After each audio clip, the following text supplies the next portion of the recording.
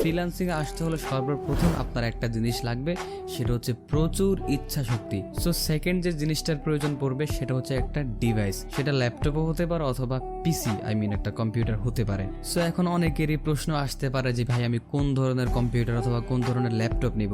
তো তাদের জন্য আনসার হচ্ছে আপনি যে স্কিলটা শিখবেন সেটার উপর ভিত্তি করবে আপনার কম্পিউটার অথবা আপনার ল্যাপটপের প্রসেসর অথবা কনফিগারেশন কি হবে। যেমন আপনি যদি আমার মতো গ্রাফিক্স ডিজাইনে আসতে চান তাহলে আপনার একটা ভালো মানের কম্পিউটার অথবা ল্যাপটপ লাগবে। সর্বনিম্ন 8GB র্যাম আপনার কম্পিউটারে থাকতে হবে। আর প্রসেসরের ক্ষেত্রে আপনি যদি ইন্টেল প্রসেসর নেন তাহলে কোরাই 4 জেনারেশন থেকে শুরু করে যত পরে যাবেন ততই আপনার জন্য ভালো। আর আপনি যদি আমার মতো AMD পছন্দ করে থাকেন, রাইজেনের আপনি রাইজেন 5 5600G, রাইজেন 5 4600G, আরও কয়েকটা ভার্সন আছে, আপনি সেগুলো নিতে পারেন। এগুলো বর্তমান বাজারে প্রাইস অনেক কম। সো আপনি চাইলে এগুলো দিয়ে অনায়াসে কাজ করতে পারবেন।